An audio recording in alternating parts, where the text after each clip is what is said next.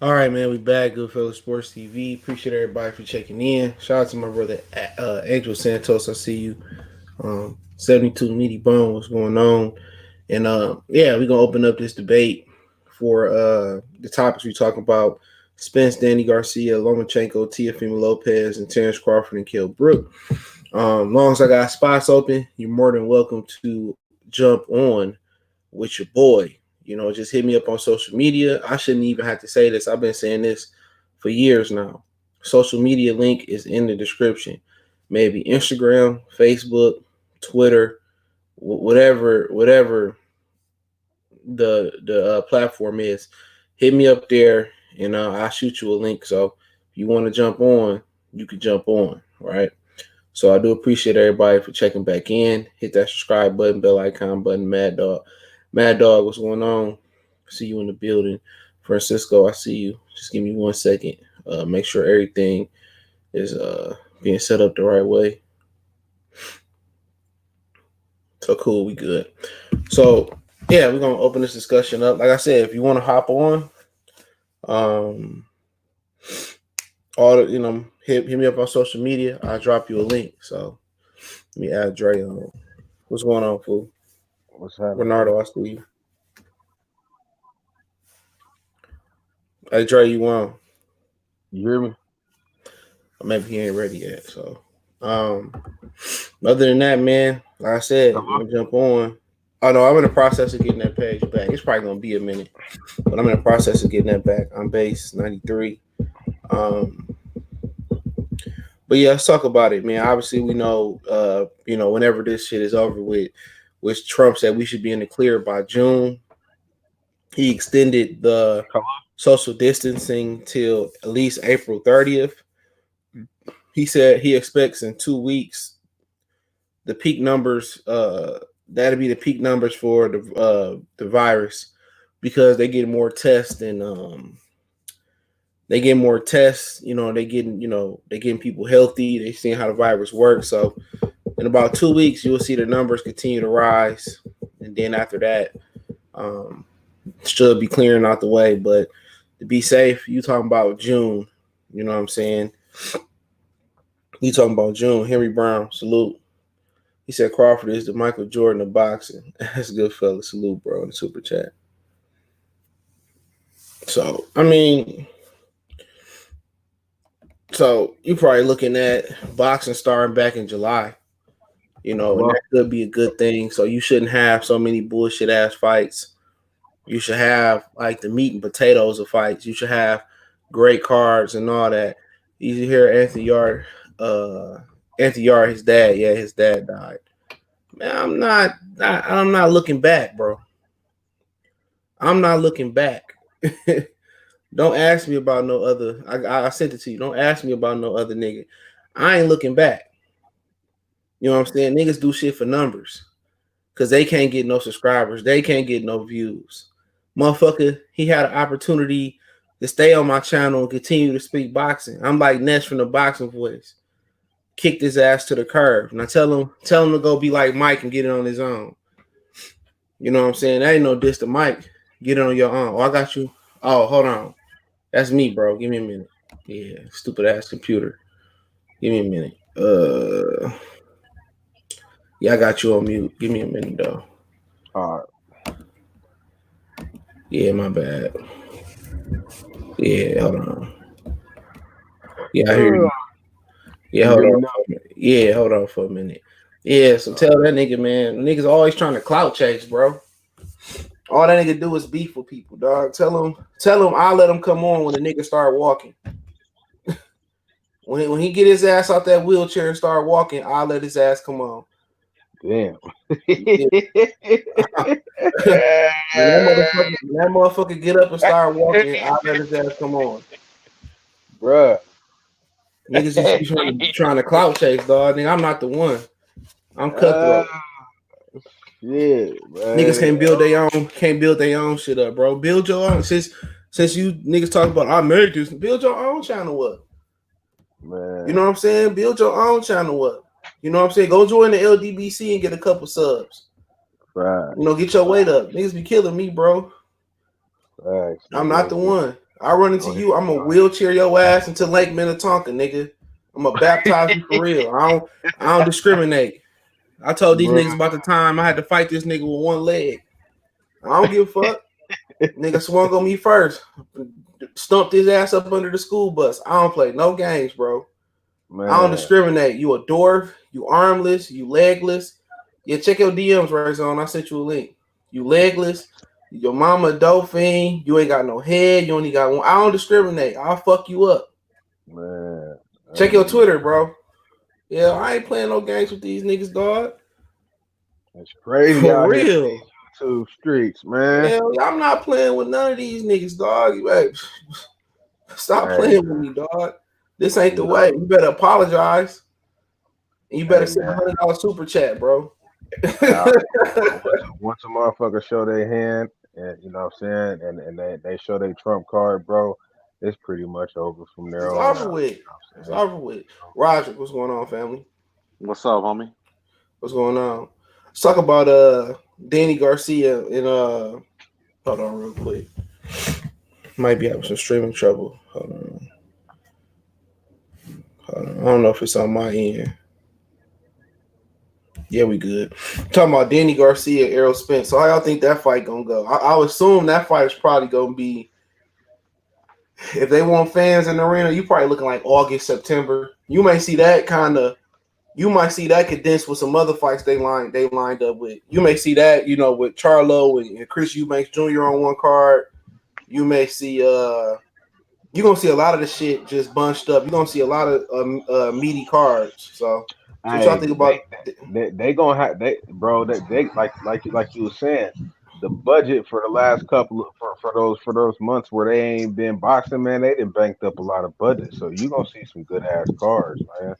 Hold on real quick. Henry Brown, the Super J, said, when the system come back online, we need thick, nude women boxing. I will pay the Zone and ESPN Plus for that. I'm lost. What happened? I'm not even gonna speak on it again. But yeah, but keep going on.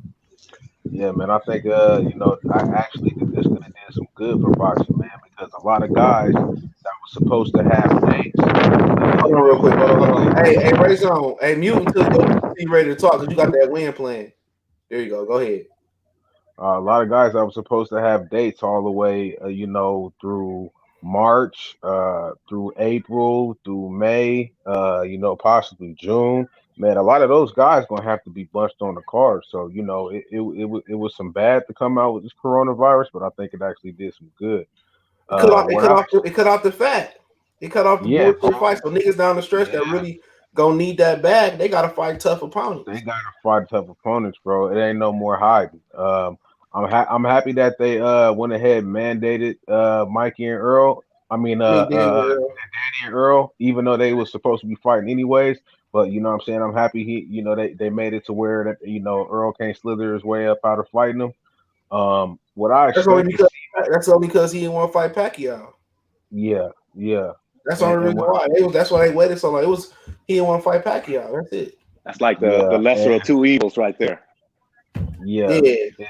And I think what I expect to see, man, I kind of expect to see a fast start, kind of like what you've seen with Vargas against Mikey. It's gonna take a lot of rounds, possibly 6 to 7 rounds for Errol to knock off that ring rust, bro. I really don't know. It depends on when he's sparring too. Like when the fuck he supposed to spar, bro. Hey man, I don't know, bro. This coronavirus kind of threw things in the monkey wrench for him, but he wasn't sparring before then either, though. That's what they say. But Henry Brown Super Chat said having fights like UFC, no offense, just the best versus the best. The problem with that is, shit, you want that energy. You know what I'm saying? Just put the bullshit fights on TV without the fans. The fights that niggas don't want to see. If you want to tune up, throw them niggas out there without no fans. Right. Yeah, man. I think it's gonna be a slow start for Errol. I feel like Mikey is gonna control the tempo at the beginning.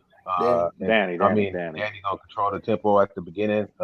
Then I think around the 7th or 8th round, Errol gonna start to get his wits about himself. Then it's gonna be a lot more competitive. I feel like it's gonna be a 12-round fight.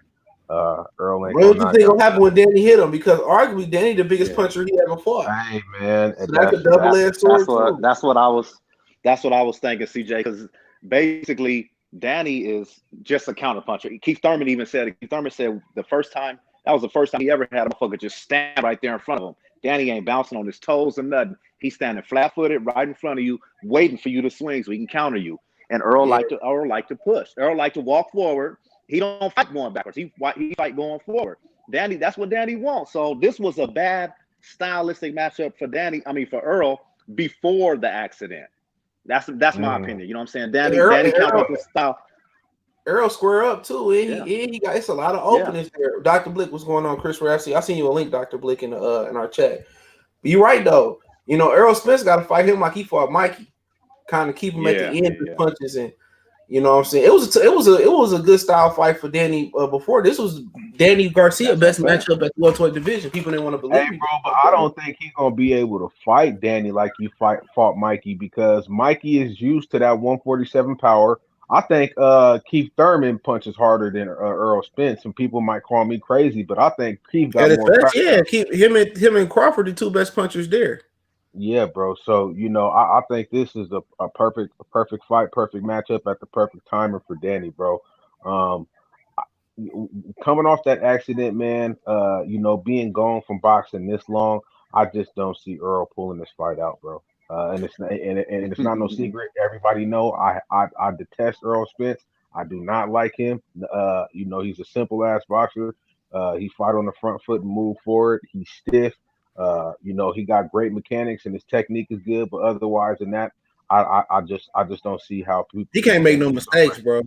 Danny Garcia got the proven jaw. He got the power, but Errol at his best should be able to pull it out. But the problem is people saying that if Errol go to his body, it's a reason why you Matisse and a lot of them other dudes didn't go to Danny body.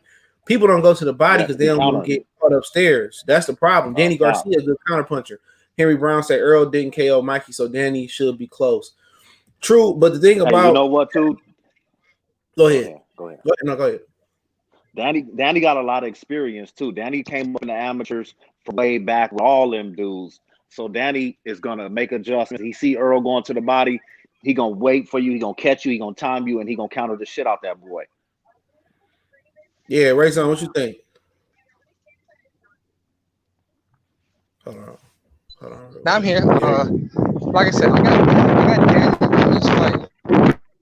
Like split decision with this, because like I said, Errol haven't fought in almost a year, or not a year, almost. So in that accident, he's not 100% bad. Like you said, he's harder. He haven't been really doing besides losing weight. So I don't see him fighting against a conditioned Danny Garcia for the most part.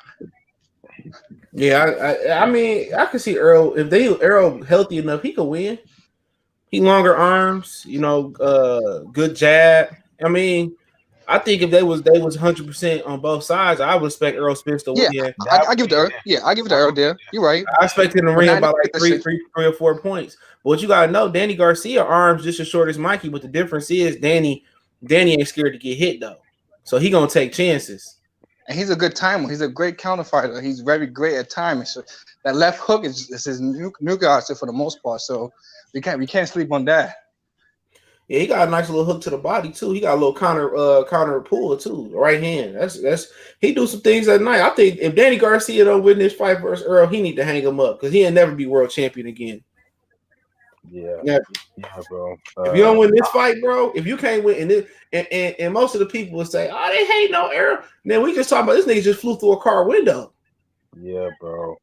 Man, you should have heard the other chat room I was in just to having a conversation. He's like, "Oh, his mental state is okay. He's back." I'm like, "Listen, man, he flew through a car window. We got a Lambo. Listen, when you have a post-dramatic action like that, your mind's not gonna be all right. You can tell people you can fake that. Your mind's not gonna be right. You almost died.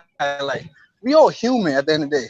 He almost died. You think he's gonna be 100% right mentally or physically because he got a little swelling here and there? Come on."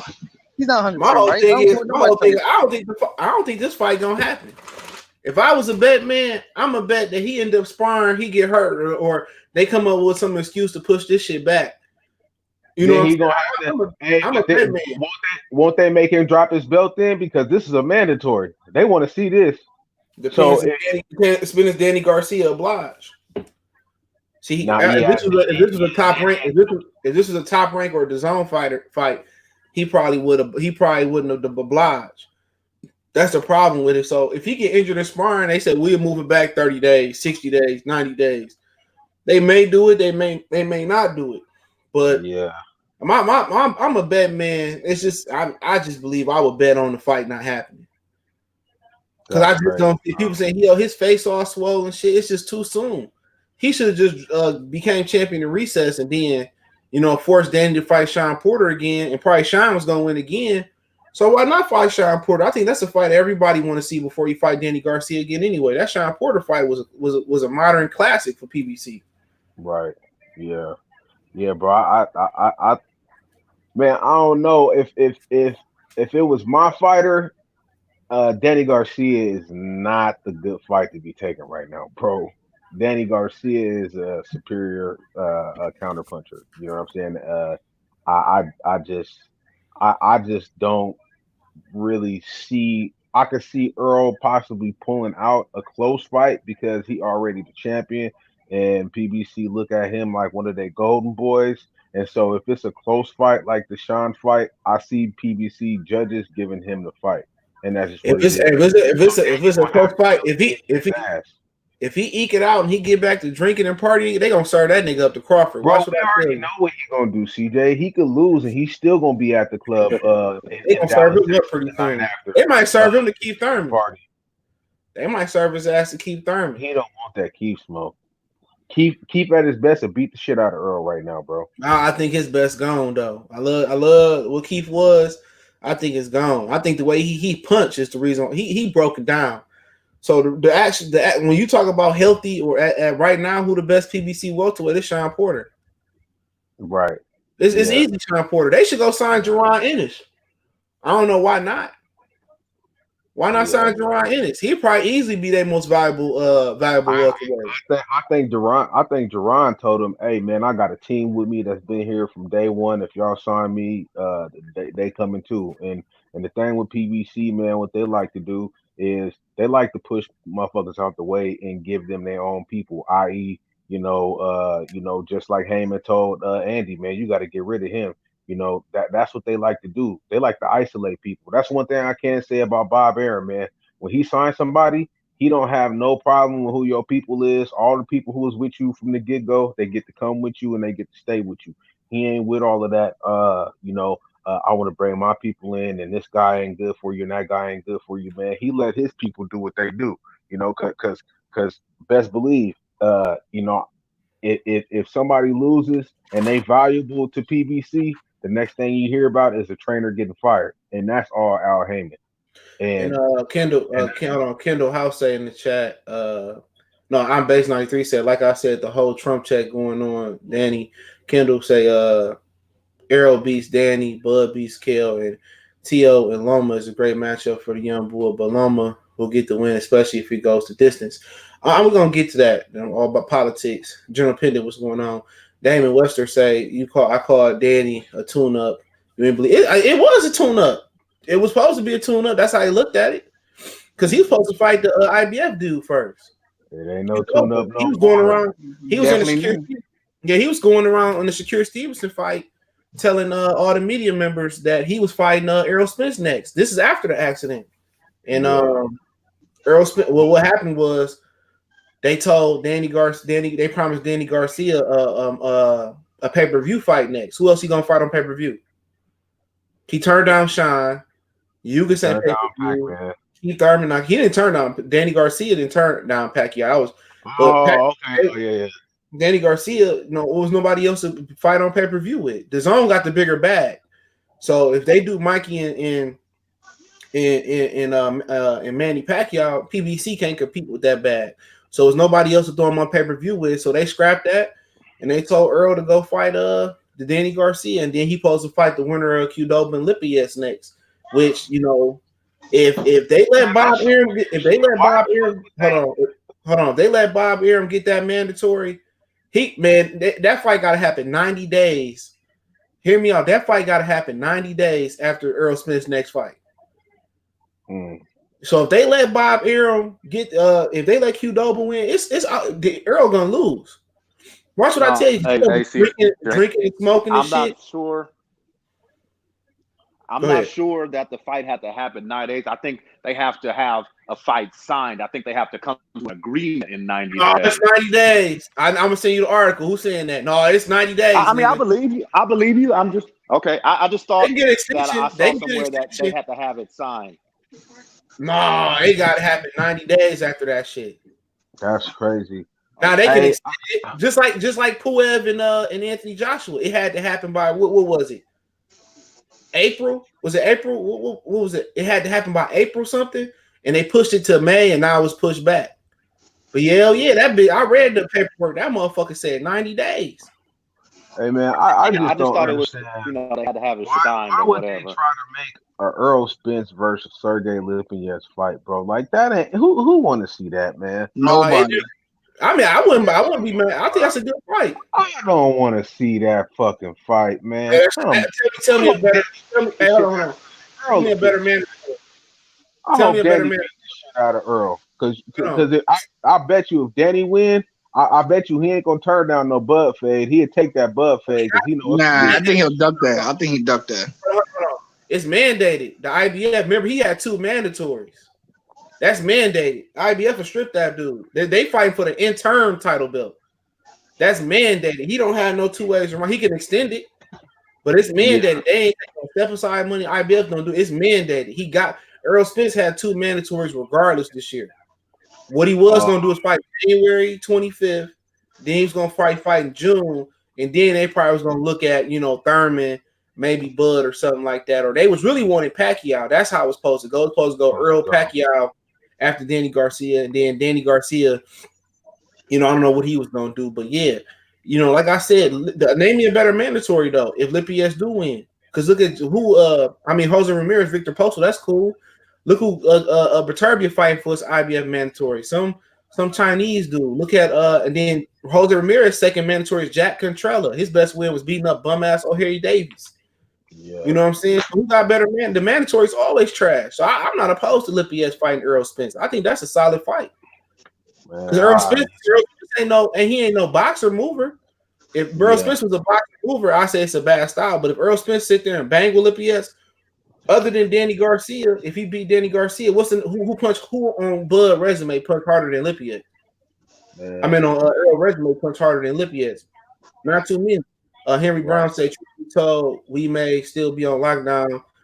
We may have to look at UFC because here in California, they talk in May or June lockdown continue. Yeah, they talking all the way like it may not end. The lockdown may not end, or we may not be in the clear till June. And that's Donald Trump's fault. This virus been here since November. People talk about it. People talk about because people ain't stayed in the house. That's bullshit. They should just still let people do what they do." Exactly. You can't stop it. You can't stop it now at this point. You can't stop it. All you can do is lock down the senior citizen homes. Yeah, man. That shit's crazy. That shit's already been spreaded. Man, I had that shit already. I was sick as shit in like December, January.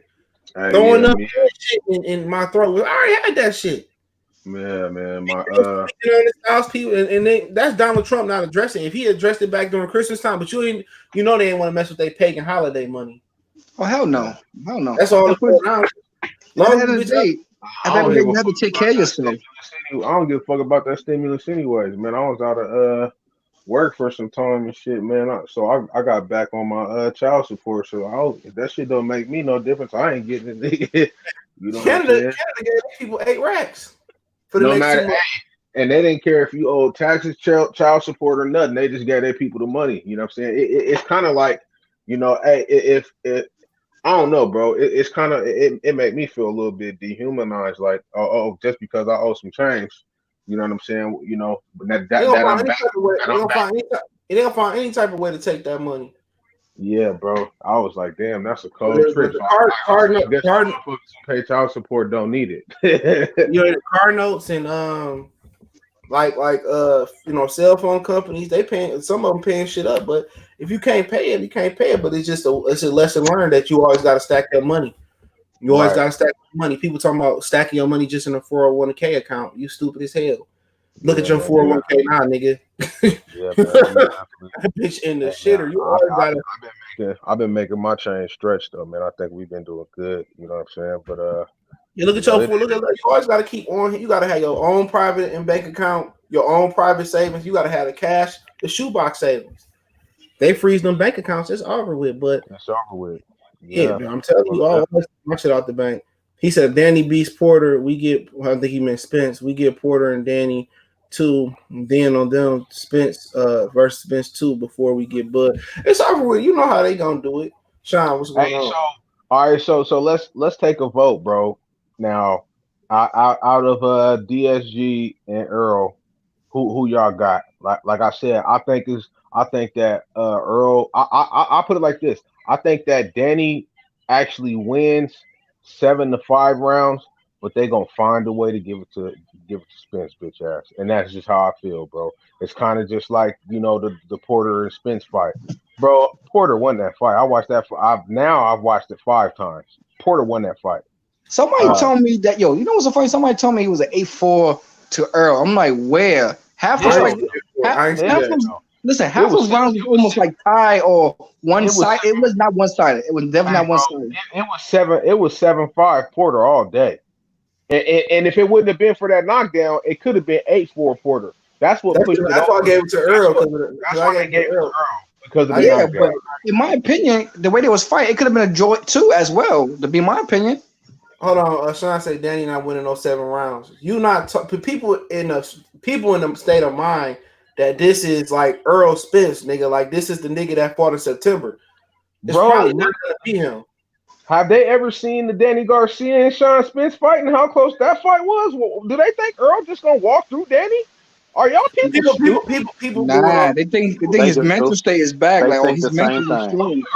They thinking that because of the Ivan Redcash fight. But once again, Danny Garcia hadn't fought since April of last year. He said he took that fight for 5 weeks notice.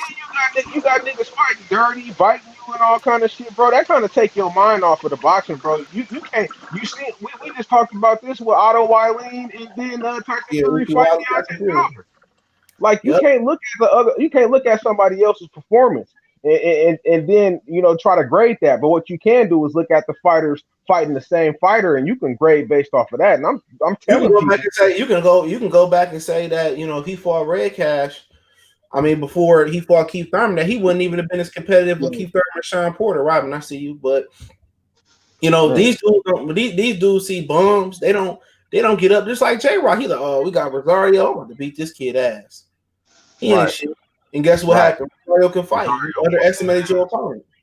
Yeah. This Danny Garcia last stand. That's what you gotta understand. He's desperate. So who you got, CJ? I ain't got nobody. I don't know what Errol look like. I ain't bet my money on it. I don't know what Errol look like, bro. If going based off of what we know right now, Errol, he gonna come in weight drained. You know what I'm saying? He ain't been sparring. He just had the accident. You know what I mean? What do you think is gonna happen? I seen Danny Garcia in his bag already. One of my mans was just out in Philly. They said that nigga locked in. Then my other Philly boy said he locked in. He already look like he on weight. I'm gonna go with Danny. I'm gonna go with Danny for the stoppage. Okay. Right.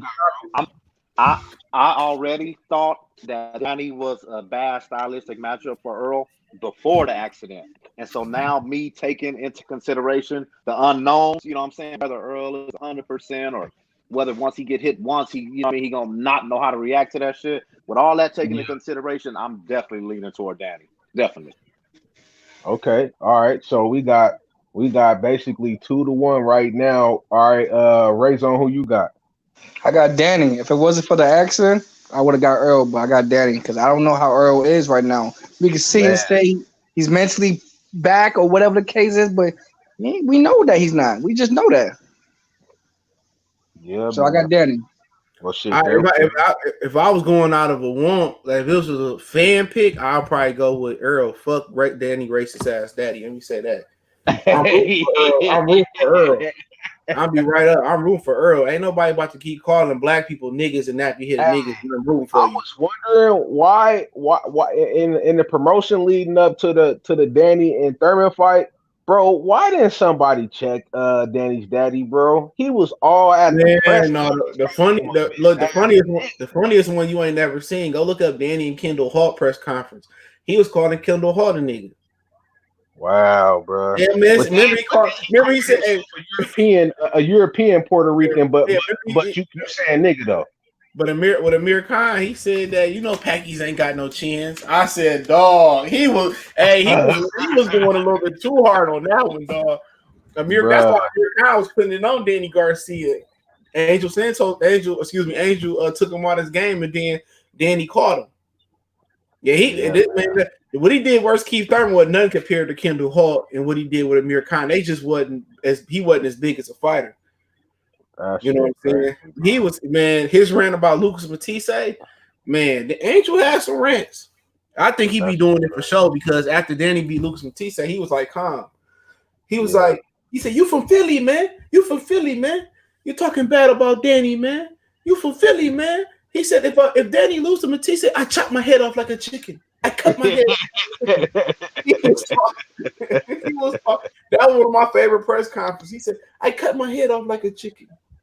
Yeah, that shit crazy. All right, so that's Danny and Errol. Hold on. He said Spence has always, this is first last. Spence has always been a hype job, and Danny can't beat Spence no matter the odds. Danny is just super trash.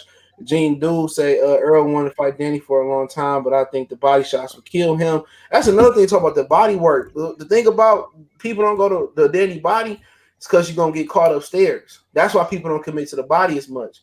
So, it's going to be different than fighting Sean Porter. Sean Porter don't know how to leverage his shots. Danny Garcia can counter you, and it's going to be sharp. He got a distance. He got leverage on his shots. That's the one thing about Sean Porter's style. Even though Kenny Porter created that style, he don't get the proper leverage and distance on his shots where he can get, he can throw his full weight under the shots. That's why he don't punch as hard. With Danny can catch, shoot. Danny kind of remind you of Teofimo Lopez. Lopez got good timing too, and he a good counter puncher. He can catch and shoot. I'm telling you, man. Errol Spence go to the body.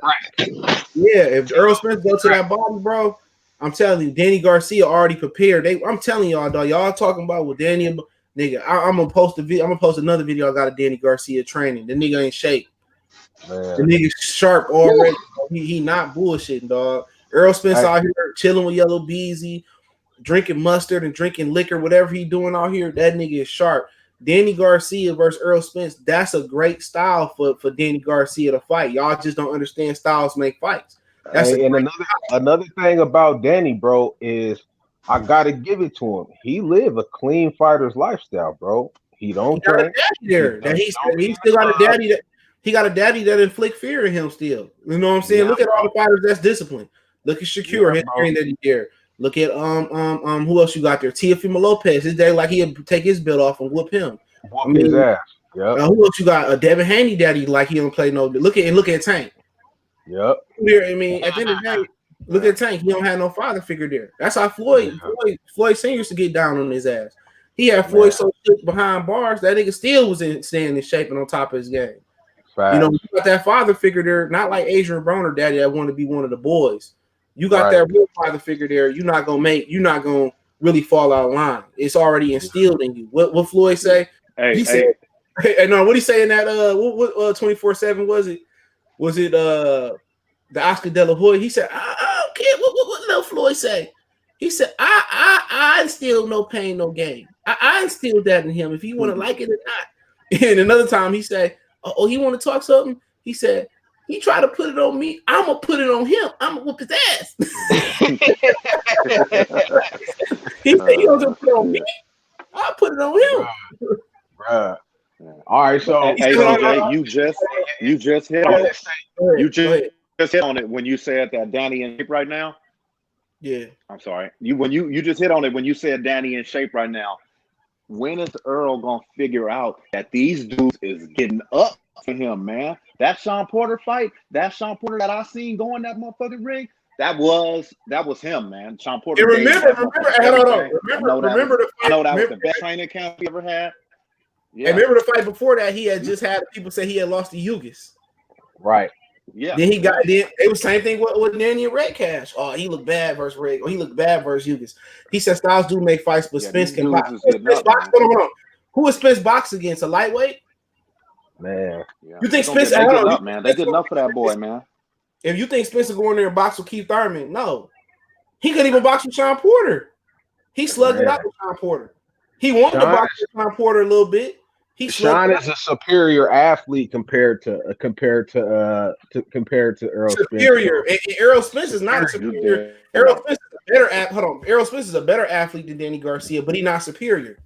No, it's not better technically sound than Danny. And Danny, I think Danny is smarter when it comes to upstairs thinking throughout the fight of how you going to approach the fight. And Danny might have a better corner too. I don't care what these niggas say. I don't like Derrick James in the corner. Man, Derrick James is a weirdo, bro. We already know that.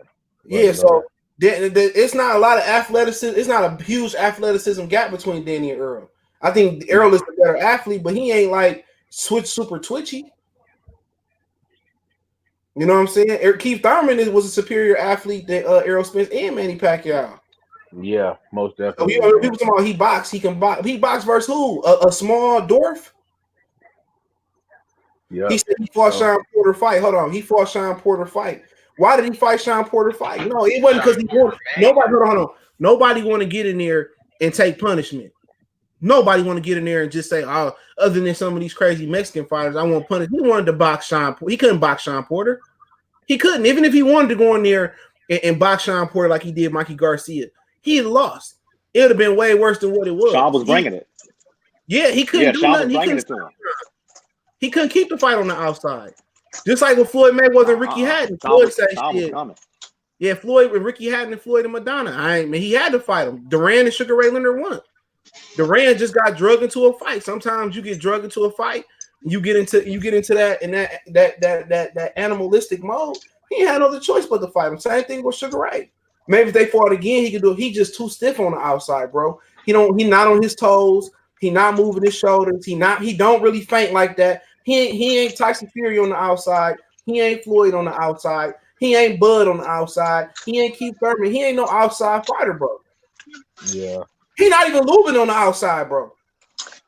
He's a generic outside fighter. He can fight small and limited fighters on the outside. He not beating no Sugar Ray or no Tommy on the outside, or no superior athlete on the outside. He too slow, he too stiff, and he don't have the outside capabilities to do that. Now, can he keep Danny on the outside? Probably so, because Danny ain't slipping, but Danny ain't elusive. He ain't got the greatest feet, but Danny always in position to punch. Danny is just super Mikey Garcia. They basically the same fighter to me. Neither one of them got great feet, neither one of them superior. But the difference is Danny is a superior counterpuncher, and he's a natural welterweight at this point. Yeah, man. That's funny. Danny comes forward, man.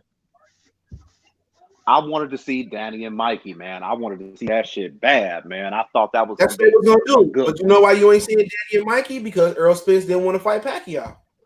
Pacquiao asked for a fight every time. Yeah, I ain't mad at him. I mean, I don't want to see that Pacquiao, beat up on Errol Spence. I don't want to see no brother get beat up like he was gonna get beat up coming off of that. Yeah. Gene say Porter deserved that rematch. He gonna get it, at some point. He said, bro, Jay Thomas said, bro, Porter was doing a good job countering Errol. Then you would expect Danny to do better at countering than Sean. If Errol get clipped by Danny the same way Porter, then it can get interesting. He said, why didn't he give Porter a mandatory? He had a mandatory, which Porter could have fought Danny Garcia January 25th, but Danny Garcia said no. They could have fought for the interim belt, and Porter could have been getting his rematch. So blame Danny Garcia for not giving Sean Porter a shot. And had he fought Sean Porter probably in like February, it probably wouldn't have been in January. And Sean didn't get married. Sean Porter probably would have beat the shit out of Danny Garcia again. The way he was looking at Red Cash. Danny said that Mikey didn't want to fight. That's true. What's going on, Zach? So we can move on to Terence and Kell Brook, about that fight. What y'all think about that fight? They said 47. I heard it's supposed to go down there. They talking about fighting in the UK at with Bramall Lane, whatever it is. Man, that's a knockout in the 5th round. Man, Not why does Kell Brook feel entitled to big money and feel that he deserves to have, the home crowd advantage? Oh, that ain't him, bro. Hold on. That ain't him. Bob Aaron want to send him over there. Bro, fuck that. If I'm Bud, bro, we doing this at the crib, bro, in Omaha, Nebraska. I'm gonna pack out my home stadium. He ain't trying to front that. I mean, if the zone gonna front the bag and they gonna overpay Bud, why not? Yeah, that's true. More money for Bud going over there. And that also opened a market for Bud for international, so everybody could know him in different countries. Since everybody say he's not known, you know how that shit goes. He fought Ricky Burns over there once. I think that was like one of his worst performances I've seen. And that's the only thing I know, bro. Bob Aaron get down. Yeah, But Bob Aaron flew him the week there. But I mean, if he gonna get pay-per-view money too, probably. Or I forgot he taking his shit on the zone, so the zone probably gonna pay Bud like $15 million to go over there and fight him. So shit. Well, you can't turn down that type of money, bro. That type of atmosphere too. So I mean, at the end of the day, Bud got the right to veto it and say, no, I ain't doing that. Right. He got the right to say it, but I think. Go ahead. I think Bud is definitely known in the UK though, because UK got they big on boxing over there, and they know the motherfucking number 1 pound fighter in the world. So just for him to go there, he's gonna be the draw. You know what I mean? Kell Brook is the name to the dance partner, but Bud is he's the draw. They coming for Bud to finally see him in their home country. That's gonna be some big shit. Yeah. Nah, I feel you on that. Yeah, I think. I mean, it's either that or Kell Brook and Liam Smith. Liam Smith not gonna create that buzz over there, regardless. Yeah, I think it's I don't really see Kell Brook as a match for Bud, bro. I just really don't. Kell Brook, he continues to say, "Yeah, I can make 47 easy," and I believe him. But bro, he's still draining himself, bro. Kell Brook should be at 154, 160. Kell Brook is a pretty big dude. And I think just later in them, that 7th and 8th and 9th and that 10th, man, that's when Bud just take motherfuckers in them later rounds and he just drown them, bro. I was watching him on ESPN News beat the shit out of Felix Diaz again. He like he got his belt off the back of the door and just beat the hell out of him. Man. And Felix Diaz had just beat Lamont Peterson. They robbed him, but he got outclassed Lamont Peterson. He was coming off a good win. And Felix Diaz ain't been right since. It's like Smokey in the pigeon coop, man. Yeah. I just see that fight going like the Jeff Horn fight, man. They might trade shots in the first 2 or 3 rounds, and then that 4th and 5th round you're gonna see Bud start to take control, and then that 7th, 8th, and 9th, man, Bud just gonna haul that. Nah, I think he's gonna make a statement. He's gonna try to knock him out early. He ain't gonna carry it. He's gonna make a statement. He's gonna knock him out 5th to 6th round. Talking about it's a competitive fight. What Derek James say, this the hardest fight that he ever had. Man, he gonna go out there and knock his both eyeballs out his socket, bro. Man. Just because. Man, I don't even know where this Kell Brook shit came from, man. Everybody just trying to put Bud in there with a common opponent with Errol, when the bottom line is, it's supposed to be Bud and Errol, but they trying to put him in with a common opponent so they can see who do what first, who do what faster, and all that bullshit. But they really know the business, though. You know what I'm saying? It's not going to prove anything. That's not going to prove anything. Find the same opponent, because they're going to say, "Oh, Errol did it first, or he did this first," so it's going to get that long attention. This is what you tell dudes like that, right? All these things. When Errol did it, Kell Brook was coming down 13 pounds from 160, coming off a loss, coming off a broken orbital bone. When he fought Bud, he was coming off a win. His best win since he lost to Errol. He only coming down, 6 pounds, 7 pounds? Yeah. You know what I'm saying? He came off a dub. He said, "I'm in the best shape of my life right now." He fight in actuality, he fighting a more dangerous Brook than Errol Spence fought. He came off a loss. Yeah. And you fight him in his backyard just like Errol did. So, they always want to play this triangle theory, or, "Oh, you ain't did." They did the same thing to Floyd. "Oh, you ain't did this. You got to do that." At the end of the day, put him in there with Errol and see what happened. Man, these dudes are confident that Errol can beat Terence. We already know. Anybody can look at him, they not confident. Everybody in PBC you know, the higher ups, they just praying that Bud will lose this fight before they could even get it. Because if he lose, then they're gonna say, "Oh, well, he don't deserve to fight Earl." So what they doing is they pinning him up against guys, hoping that somebody gets the job done, and it's not going to happen. But they should be throwing their guys at him because they guys got the best shot. Like Lopez. That's what I'm about to say. Like, do on PBC got all the welterweight, right? They have like at least 15 that can throw at him easily, but they saying no, they don't want to. Right. They got Marcos Madonna on the comeback trail too. Yeah, man. So man. I ain't never really. To be honest, the only times I've seen Kell Brook fight was against Spence. In this last fight he just had, where he won by. You remember the Sean Porter fight? Nah, I don't. I never seen that fight. So I'm trying to get a better view of from somebody who has seen, you know, what Kell Brook has to offer. I'm gonna say, give you some fights to watch. Watch the first Carson Jones and Kell Brook fight, and watch the Sean Porter fight. All right. You're gonna call Sean Porter the bummy of the bums, bro. Carson Jones beat the shit out of Kell Brook ass. He beat him. They robbed him, but he came back and ended up knocking Carson Jones out. I think they fought in America the first time. He had Kell Brook's resume is abysmal, bro. It's terrible. Yeah. It's like one of the worst. Other than like Sean Porter being on there and Errol, Spence, and Golovkin, man, this nigga fought a nigga that lost like 60 times. He fought the nigga like 3 times. So what does Bud have to do to win this fight and get him up out of there with no problems? And basically, he could fight him with the distance if he wants to, but I think he should fight him on the inside, and eventually Kell Brook's gonna back up until Crawford find his spot and knock him out. That's basically it. Keep him distant at this point. Don't really fight him on the inside for the most part. All Kell Brook like to do is jump in with a 1-2. His 1-2 is his bread and butter, bro. You know what I'm saying? So you know what's coming. You know what I'm saying? Right. And Kell Brook ain't got the greatest feet in the world. You know, he a strong guy. He like your classic UK fighter. He got good hands, but no feet, no defense. Right. That's all you need to say right there. Keep that kid with that. What Roger Mayweather tell Floyd that time, man, motherfucker ain't got shit for you. Keep that putting that motherfucking stick on his ass, nephew. He ain't got shit for you. You know what I'm saying? Keep putting that stick on his ass, man. How you take away a jabber? You jab with a jabber, you come over the top. He like to come with the 1-2. All you gotta do is punch with Pacquiao. You know, Kell Brook, his 1-2 is like a generic Pacquiao. He just ain't as explosive. That's all Pacquiao did was jump in with a 1-2. I was watching him fight Margarito today.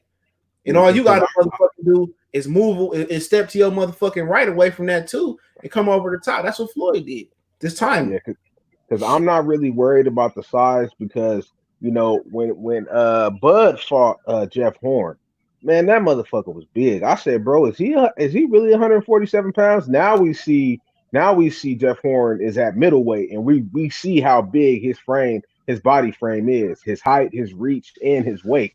So I'm not really concerned about, you know, the size of Kell Brook. You know what I mean?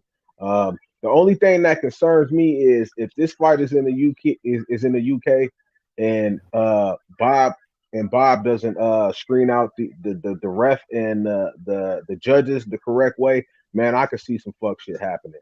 And that's the only thing that bothers me. It don't be no the Malik Scott shit here. He gonna end all that. Yeah, he gonna not go on the distance. If we go the distance, I'll be surprised. It might be on some. I got some pride for Charles Martin. So I was surprised when Charles Martin was the distance with Adam Kanowski. Yeah, that was crazy. Yeah, Adam should have took him out. To be honest, that left side was open for the whole fight. Yep, I was surprised. So Charles Martin said in his mind like, "It was no way I was quitting." Now this nigga the premier heavyweight for PBC. He the only heavyweight. He the only heavyweight over there that's up. That's crazy. I didn't see that happening either, man. So I didn't see that happening either. All right, so everybody pretty much saying Bud gonna get Kell Brook out of there. They might end up taking that shit to Omaha.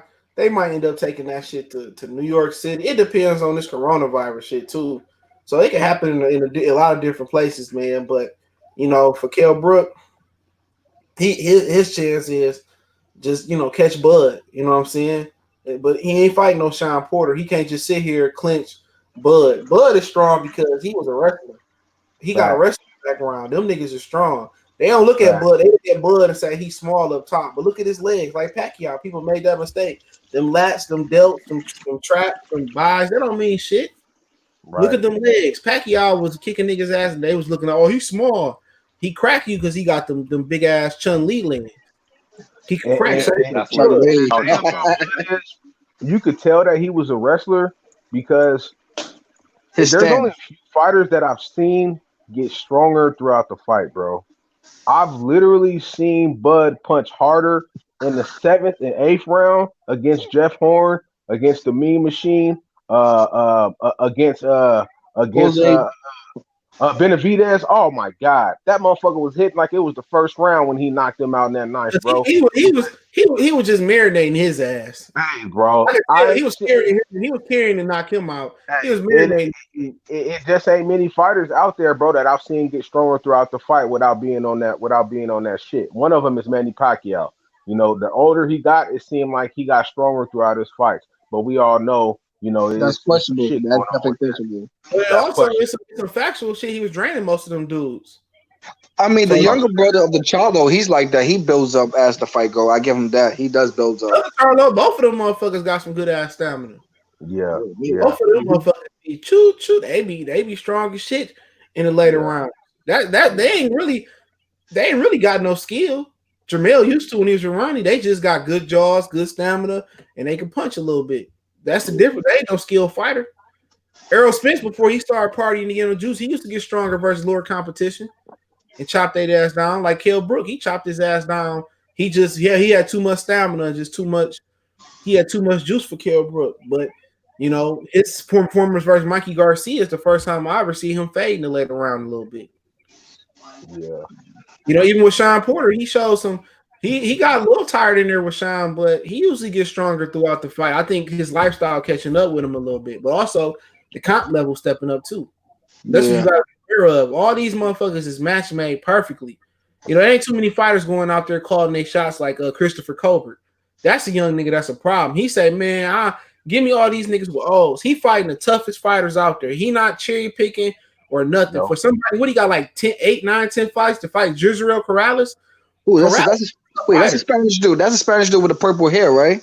Yeah, the black. Oh, he's from Brooklyn. Yeah, he's from my hometown state. He's from Brooklyn. Yeah. Yeah, that motherfucker. He fighting tough. Yeah, ain't no motherfucker crazy up there. Ain't no prospect fighting like him. Yeah, he from Brooklyn. Ain't no prospect fighting the toughest comp like him. None of them. Victor Ortiz, Ryan Dennis, none of them. He fighting the toughest competition, bro. And calling them out too, making it easy. Put them on Twitter and everything. Like, let's fight right now. That motherfucker got 10 fights? Gisrael Corrales, he knocked out Javier Fortuna. Yeah, that was true. Yeah. And then Chris Colbert was on that documentary Knockout Punch. Oh, counter punch. Yeah, and when he was fighting, a lot of motherfuckers were saying that he was the next Floyd. I ain't necessarily seen that, but that motherfucker good though, and he could crack too. His technicality of the ring. All he gotta do is stay out the street. All he gotta do is move out of Brooklyn right now. If you Al Heyman, he already got a bag, bro, and he got a good solid team behind him, and he tapped in with the right people. So I think Colbert, he already see it. You know, what I'm saying? Get out of Brooklyn. Yeah. You leave. Yeah. When you get your money right, go somewhere else, man. Leave. Go upstate New York. Yeah, unless you got like a father, like Danny Garcia father, like leave. There ain't no point of being there, bro. Yeah. Ain't no point of being in your hometown. Leave. Yeah. Man, you saw him on Instagram, man, what he was doing? Cool. Coleman, when he was fighting his little brother or something, like one of his homeboy. They fighting. They was fighting. They was going at it. That shit was funny. He had no headgear. Like, yo, we gonna get in, and he was fucking that dude up. Man, that's for the ball players and the athletes too, man. Don't stay at home, man. That's stupid, man. I remember Chris Webber was trying to think about coming back to Detroit, and his father said no. Dumbest thing you can do. Only if you a nigga like Derek Coleman or something like that. You know what I'm saying? Yeah. Or you got like a father like Angel Garcia or something like that. But no, you see Shakur Stevenson, man. I don't think he stay in Jersey neither. He stay on the road. Hey, he basically stayed with Bud.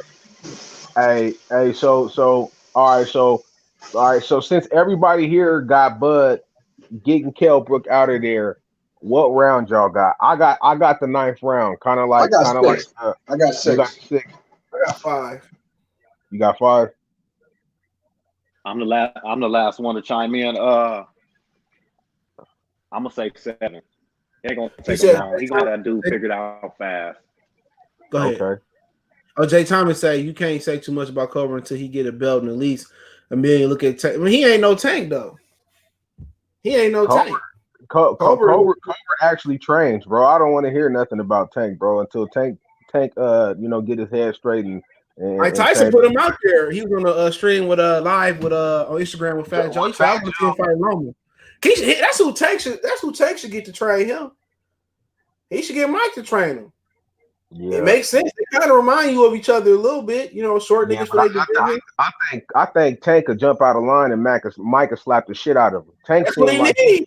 He ain't gonna jump out line. You'll jump out of line on Floyd. You think what that nigga tell Floyd? Let's spar. Like you think he gonna challenge to spar Mike Tyson? Even Mike Tyson is 80 years. Mike Tyson been putting on Tank. That'd be a good. That's good. He can show Tank how to fight the inside. If he get Mike, you know what I'm saying? Mike can show him how to beat Lomachenko. Yeah, Mike had, how Roy Jones kind of trained his fighters a certain way. Imagine Mike, you put Mike with that animal like Tank, bro. You make him focus and shit. You know what I'm saying? The way he had Tank using angles and weaving and stepping over, Tank would be a problem. It's sad to say, bro. I think it's gonna take Tank to get his ass whooped to really change his life, bro. He probably get his ass whooped. They said a book on him in amateurs when the going got tough, he quit. He probably gonna put George Foreman and not box no more. That's the type of mental mind. That's the type of mental state I think he got. I think he mentally weak. If people say we grew up in the street, he was homeless. How many street niggas we seen in boxing get their ass whooped and quit? Amir Mansour, how many years he spent in jail? And Dominic Brazil broke his jaw. No offense to him, and he quit. Now I ain't calling him a quitter. You know what I'm saying? I can't tell him what the pain feel like. Yeah. You know what I'm saying? He broke his jaw and he stopped fighting. He said I was in the prison closets boxing with niggas and shit of that nature. Okay, what good did that do to him in there with Dominic Brazil? You know what I'm saying? That street shit don't mean shit. Yeah. Being mentally tough is in boxing ring, they ain't got nothing to be doing. Spending time in penitentiary, making peanut butter and jelly prison sandwiches and cup noodles. No, you gotta have that mindset. You know how many times Ali probably got hit and got crack hard and wanted to quit when he hit the canvas, but didn't. It's a mindset. Right. It's something you build with. You know what I'm saying? Sugar Ray Leonard, same thing. He could have quit first motherfucking Tommy Hearns or Duran, but he didn't. It's a mindset. Right. Either you got it or you don't got it. Yeah. And I'm afraid to say I don't think Tank is mentally tough enough to I don't think he mentally tough enough. Yeah. You know what I'm saying? Ali say, and people say, well, Bud ain't got a jaw because he hit the ground. Or this guy, he chinny. How many times Ali hit the ground? What Ali said? He said it don't matter if you hit the ground. It just matter if you stay down. If you stay down, that like I said before, people don't know shit about boxing. Pernell Whitaker hit the canvas a lot of times. Trinidad hit the canvas a lot of times. Yeah. You know what I'm saying? James Toney is regarded to got one of the best chins in boxing history. Can we agree? Yes. He hit the ground versus Roy Jones. Yeah, man. So a lot of times having a weak jaw is having chin problems in some people's opinion. Look at Cotto at 40. At 40, Cotto stayed on the canvas a few times. And kind of school you niggas. You know what I'm saying? But Cotto was draining himself. When Cotto went to 47, Shane Mosey cracked harder than some of the guys that was dropping Cotto. But Cotto was he was at a weight that was better for his body. Sometimes if you fight, you draining yourself, that weaken your chin too. Yeah. That's what people don't understand. You know what I'm saying? So when you move up in weight, and you stronger and you fight more close to your natural weight, that strengthens the body as well too. When you drain yourself, you more susceptible to getting knocked out and being chinny. You know what I'm saying? And when you drain yourself down the road, all they do is shave years off your career. Yeah. Especially if you ain't like Bernard. And people forget Bernard debuted at 68 and lost, went down to 60. But Bernard then blew up in between fights. Right. He got Bernard he got his discipline. He already was disciplined, bro. Because it's one thing when you spend 10 years in prison and you come out, bro. It's one thing that you're gonna have, and it's gonna be discipline. But it's just on you if you want to keep that regimen. You know what I'm saying? And that's what Bernard was different at, bro. He was just Floyd Mayweather he grew up military style with Floyd Senior. That's discipline. Once you instill that in the kid, that don't never leave a kid, that work ethic. Hey, you know bro. So look, I got a story about Floyd. This is the type of motherfucker Floyd is, bro. So when I was growing up, I lived in Vegas. I went to middle school and high school out there. So when I was 17, one of my partner's dad, he worked. He was head of security at this club called Utopia on the Las Vegas Strip. It was right by the Fat Burger. If anybody ever been to Las Vegas and they know about Vegas, it was this club called Utopia. It was the spot. So nigga, I'm 17 in there, right? I'm in the club. So Floyd is in the club. He buying all his partners bottles. Everybody in there smoking tree. Floyd is constantly guzzling Canadian dry what you call that shit? The Canadian dry ginger ale. Ginger ale and water all night. Okay. So towards the end of the night when everybody leaving, bro, Floyd goes in, he disappeared for like 5 minutes. He come out in his gym shorts and his shoes, and bro, he runs from the Las Vegas Strip with all of his with his security detail around him. He jogs. It's about 1:35, 2 o'clock in the morning, bro, and he's jogging back to his house, which I know got to be at least 5 to 7 miles away from the Las Vegas Strip. That's the type of nigga he was, bro. You ain't gonna see no drink. You ain't gonna see no bottles in his hand. Everybody around him gonna be partying. He just gonna be there having a good time and basically entertaining the people he with, bro. That's what Chop Corley said. He said Chop Corley said that Chop Corley said him and Floyd went to the club. They leave the club and shit. And when he said we get back to Floyd or wherever they was going, he said Floyd pull out his running shoes at 3-4 in the morning. So let's get these miles in. That's instilled in you. That's when people talking about I give up on my kid a failure. Oh man, you got to take time with a kid and instill that shit, man. When your daddy make you go out there and rake the leaves on your own, and because he hates you, people say, "Oh, you didn't give me no money for." No, you do it because that's what a real man supposed to do. When you put your wife put your daughter in the kitchen and show her how to cook and clean and what she's supposed to do as a woman in the house, and you do that for 10, 15, 18 years, you don't forget that. Yeah. You train your kids like you train a dog. It ain't no different. It ain't no different. If you put time into your dog, he'll shake when you say shake, he'll roll over, he'll do what you say do. You put your time into your kid, it's the same thing. That's why it's important. Like I did that stream yesterday. It's important to have 2-family household. Not even with another, unless your husband die, your boyfriend die, or something like that, or he locked up. Lord forbid that should happen. Can't nobody run a household like your biological kid father. Nobody. You're right. People don't talk about that. Nobody. Yeah. Nobody. Yeah, Ain't nobody. You know what? Go ahead. Yeah, CJ, how you saying it like that? The way you train them is, I be telling people all the time, I'm not raising no boys. I'm not raising kids. I'm raising men. You know what I mean? I'm raising you raising adults. You're not raising no kids. So don't teach them kids shit. You teach them shit that's going to push them forward, in life, basically. And a lot of men use that with sports. A lot of men use it with sport, like yard work. I remember my uncle was telling me and shit. I don't forget this past Mother's Day and shit. He said that our granddad made the boy shovel the whole block just in case he had to go to work, so he wouldn't get stuck, nigga. Man. When I say the block is long as shit, nigga, like the bitch like a quarter mile of shoveling the whole block. That's crazy. You know what I'm saying? So that's how they was. You got to spend time with your and show them what you want to be. And they parents go, well, I don't know where I went wrong at. Oh man, you went wrong by producing a kid without the guy you want to be with. For real. Shit crazy, man. But let's move on to Tio and Loma. Fight of the year. That's a fight I'm looking forward to the most. I might go out to that shit, depending on when they have it. Bro, this if there's any fight that I'm more excited about, this is the fight that I'm most excited about, bro. I always get up for Bud because I'm just a Bud fan. But outside of seeing Bud and Spence, this is the fight, bro, that I'm most excited about seeing, bro. Is T.O. versus Lomachenko. I think that Lomachenko, he is like a mythical character in the fact that this dude only has 16 professional. What he got? 16, 17 professional fights, and he's pound for pound ranked #1. And he ain't really did shit, bro. I ain't got a fight, but I'm gonna cut you off real quick. I ain't got a problem with it, bro. Not being #1. I ain't got. Hold on. I ain't got a problem with him being on the pound for pound list. I'll tell you that right now. I ain't got a problem. But number one? No, he ain't number one. That's what I'm saying, bro. He been number one for like the last couple of years. That motherfucker, I remember he was 13-1, and they had him.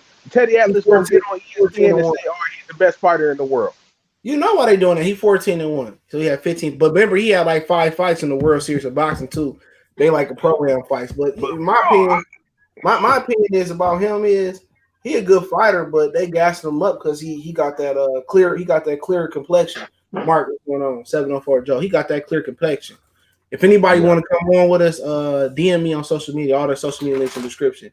But yeah, but he a good fighter though. But he proactive because he got to be because he getting old. Hey, bro, I'm not gonna hate on him and say he ain't a good fighter, bro. He's a damn good fighter. But as far as to say, oh, he's the best in the world, when and to be pound for pound number one since 2017, bro, he ain't did as much. They've been doing it. They've been doing. Let me tell you why they do that shit. They try to put Chocolito number one, and I seen him fighting. I seen a lot of fighters fight person. They do that because they tired of seeing black people be pound for pound number one. How many times you seen a Mexican pound for pound number one over your lifetime? A lot. Never. Oscar wasn't never pound for pound number one. Hell no. Only in their mind. Remember, Roy Jones was alive, nigga. Oh yeah, that's true. We've always had great pound for pound Mexican fighters. So they gotta curve the scale. Even when you look at, you only rank anything under heavyweight pound for pound. This is a fact. Anything pound for pound is everything but heavyweight. But if you look at heavyweight in the 80s, it was Mike Tyson was the greatest fighter. Then you had Evander, Lennox, Bo. You had all these fighters, even the smaller ones, Ray Mercer, Hassan. Yeah. That was heavyweight was great then. Then you look at the smaller weight classes. You had Michael Nunn, who considered pound for pound when he lost to James Toney. James Toney at one point at middleweight when Nunn was considered number one. Then you had Roy Jones had beat James Toney and they said he was number one. You know what I'm saying? Yeah. So even when Chavez was there, his first 60 fights was versus bums. Yeah.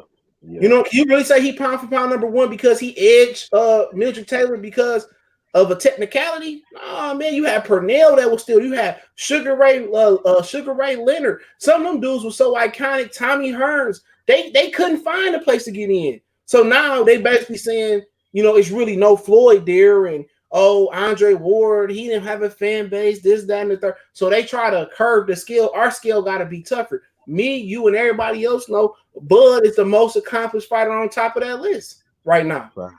So now they always got to curve the scale for the brother. So if they want to say Canelo number one and they want to act like I never seen a nigga number one in pound for pound, not to make this pound for pound discussion. I never seen nobody number one that got swept.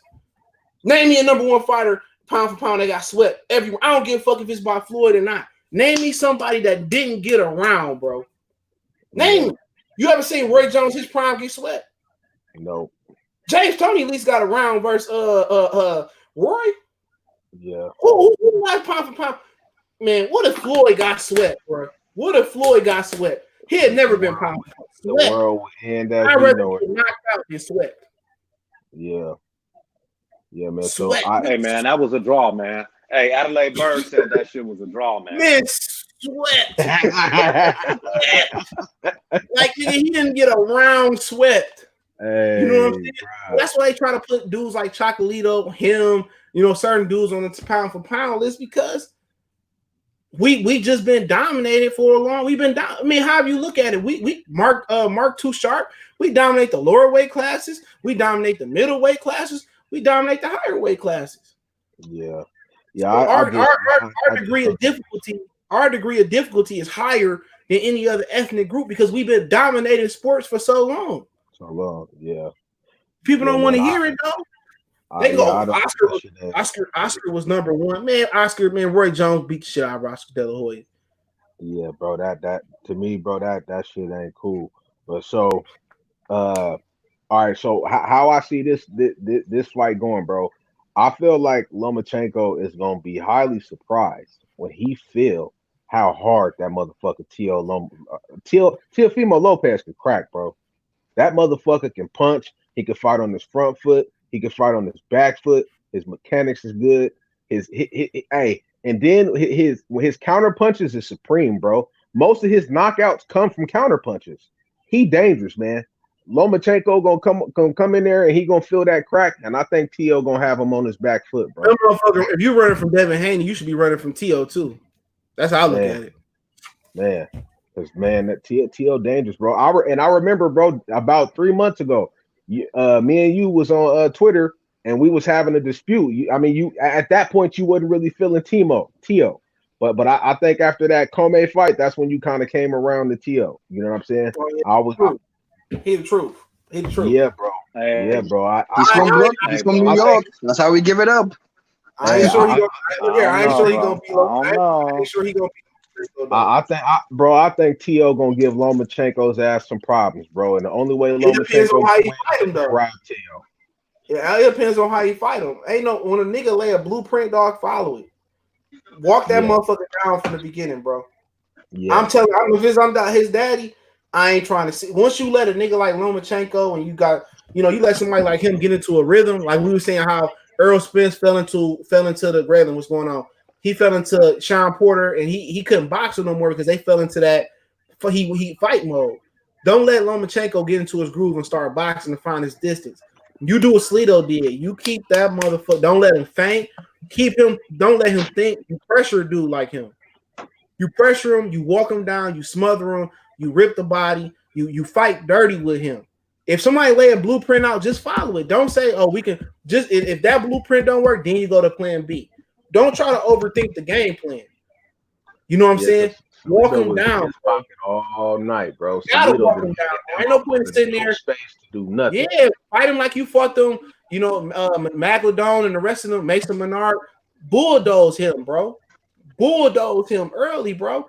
And I'm telling you, he worked that body and he do what Slido did, man. I would bring Slido in the camp.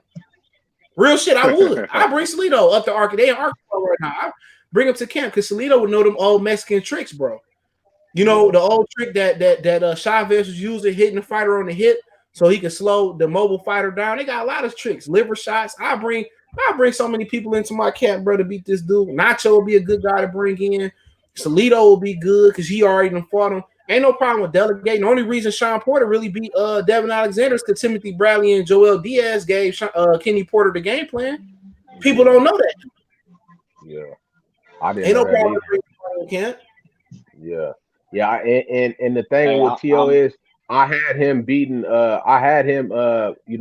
Richard Comey, but when Tio came out and said it, bro, I'm gonna knock Richard Comey out, bro. I can't even front with you. I didn't believe he was gonna knock him out, but I had Tio winning, and when that motherfucker knocked him out in that what was it, the second round? Was it second or third round? Bro, when he knocked his ass out, I said this man is the truth because Lomachenko couldn't have did that. Lomachenko, he's a good technical fighter, and he's smart, but he ain't got the power like that, bro. And that's what he fight a totally different style. Yeah, Lomachenko fight a totally different style than what Tio brought to Richard Comey. But bro, I don't know if I'm the one out of us four, but I got Lomachenko 100%, bro. I don't think Tio is gonna be able to do nothing with this dude, man. Nothing. Lomachenko too smart. He gonna make you fight his fight. Lomachenko, I'm gonna tell you this, and it might sound funny at the beginning, but Lomachenko is the best in the world at making you fight his fight. At making you fight his fight. So you didn't let me finish. If he was the listen, bro. Listen to me, bro. Fight his fight. You sound crazy, man. Listen to me, bro. Listen to me, my nigga. Okay, listen. Lomachenko only fights on the front foot. He don't never fight on the back foot, not ever. See what I'm saying? So what Lomachenko do is once he steps to you, and as soon as you throw something, he slip, and he's jabbing. He's coming. He'll slip one or two shots, and he's coming forward. He's on his front foot after one or two slips. He don't fight on the back foot. He don't let you. Hey, hold on, Roger. Hold on. Hey, y'all carry on. I gotta use the bathroom. I'll be right back in a minute. Too much information. Hey, Dre. Hey, Roger, just let me finish, bro. I'm just telling you, bro. Lomachenko is only a front foot fighter, bro. That's all he do. He got one style, and that's on the front foot. and nobody really been able to stop him from doing that. That Salido was the only one who stopped him from doing that front foot shit. But he was doing it to Gary Russell. He was doing it to all these lanes. That's what he do. Hey, okay. This is the thing, though, bro. Have you seen Orlando Salido fight? Yes, I've seen it. I saw what Salido did. I'm just saying. Hold on, bro. I'll let you finish. I'll let you finish. Go ahead. Now, you said that Loma never fights on his back foot, bro. Yes, I could call out rounds where Salido literally had Lomachenko on the ropes with his chin in his chest, pressing him back against the ropes, letting shots go to the body. So we can't necessarily say that Lomachenko never fights on the back foot because Salido gave people the blueprint. The thing about Lomachenko is he ain't fought nobody else but Gary Russell and Salido for us to say that. And I'm gonna tell you this. Richard Comey is better than Gary Russell and Salido. I can tell you that. Richard Comey can crack. No, I don't think so. He's a different type. He's way taller than Gary Russell, so I'm not gonna make that comparison. Gary Russell, little T-Rex arms versus Richard Comey, long and lanky. I ain't gonna compare him like that. But what I'm saying is Richard Comey would. I think Richard Comey would beat Gary Russell and Orlando Salido. That's what I'm saying. And Teofimo Lopez made quick work with him. Quick work. Yeah, no, I'm not saying Theo didn't. What I'm telling you, let me back up for a second.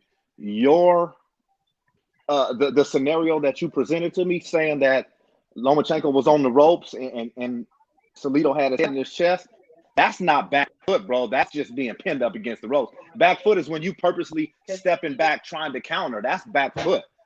See what I'm saying? Lomachenko don't do that. He don't purposely step back. He only steps forward. And Salido was the only one who was able to stop that. Everybody else, let him impose his will on them. Yeah, and the thing about Tio is the only people that gives him problems. We've seen that with the Chinese dude. I think his name was Mayoga or something like that. His name was Tanaka. Oh, Tanaka. Mayoshi Tanaki. Yeah, Nakatani. Nakatani was like 6 foot with like a 75-inch reach. Teofimo Lopez ain't got that, bro. I'm telling you, bro. The difference in this fight is gonna be Teofimo's length, his size, and his strength. Lomachenko has not fought anybody in his resume that could crack like Tio, bro. I'm telling you. I don't think he fought nobody that's as talented as Teofimo Lopez, bro. Hey, physically, and it's just like Vargas. He's gonna frustrate the Vargas was getting off his shots, and Vargas was controlling the tempo and getting off his shots. But the amount of power that Mikey had, Mikey could land one shot, and it would equal up to 5 punches that landed from Vargas. And that's what I think T.O.'s gonna do, bro. Carlos, say Loma gonna back T.O. up, bro. No cap. At the end of the day, that's why I say. That's what I'm saying. That's what I think. He's gonna way around. Tito's gonna walk him down. That's what happen. Teofimo Lopez got to walk him down. If he let Loma get on the front foot, that means or he gonna have to counter punch on the back foot. But T.O. pretty slick though, man. In his amateur days, T.O. was pretty slick though. But I'll just go with the formula that's already there. Walk him down. Why get any more complex with the formula? You know what I'm saying? But if Lomachenko can't fight on the back foot like that, so he can't, bro. He can't fight on the back foot. Jose basically proved that when he fought him and gave him that flash punch, almost knocked him out. No, I unlocked it. What people be killing me is he got the greatest footwork. He's the most complete fighter. How you the most complete fighter and you can't box on the back foot? You can't, not at all. Not at all. And boxing on the back foot, that's something that we've seen T.O. do. His offense. Yeah, Loma's defense is his offense. Yep. And his face be always marked up and shit. So if T.O. probably, if they not smart, he probably gonna try to come out and fill him out. He gonna try to counter Loma. You let Loma get on that front foot and let him get. I wouldn't. You still can catch him. I just tell him go out there, be aggressive, walk him down, bro. You know what I'm saying? Already. T.O. is in buttfuck Egypt somewhere deep down south. Yeah, he almost got hit. He got hit by a tornado yesterday. Bruh, that in Oklahoma, bro, huh? Hey, he in Arkansas, Quincy. I see you going on. So you taking yourself out of your surroundings and you going all the way to Arkansas? No, he lost. He left New York because it's so condensed there. The virus spreading so much because it's so closed in. That's why. So that means he's gonna be even more focused because he's somewhere that he's not in his surroundings where he usually like. I don't think it really mattered for him. His daddy he'll fuck him up too. Take his belt off and beat the shit out of him. Yeah, his daddy don't like he play no games neither. He just can't control who he putting his dick up into and who he marrying. That's the problem. But Graylin say T.O. isn't that long, but T.O. is explosive, athletic. The Slido blueprint isn't T.O. style. I think T.O. should be paying more attention to what Linares was able to do to Loma. People forget till Loma caught Linares with that body shot. He was deep in trouble, very close. Well, I think T.O. that's not really his style, but I would just bulldoze him. You know what I'm saying? I would just tell him to bulldoze him. But if he do what Linares did, more power to him. He can do that because he can punch and he more talented than Linares is at any point in Linares' career. But I just tell him to walk him down. The fact remains, Linares still lost. You know what I'm saying? Yeah. You don't want to be sitting out there boxing with a boxer. You ain't got shit to prove that you're a superior boxer. Fans like knockouts. I just tell him to walk him down, man, from the beginning, man. You walk that motherfucker down, man. He can't punch on the back foot. And people talking about they probably gonna favor Loma. Loma contract almost up with Top Rank. Who got more stock? You know who got more stock? It's Teofimo Lopez. He young. Everything he can to make sure T.O. get that win, bro. Hey, he gonna do everything he can to make sure T.O. get that win.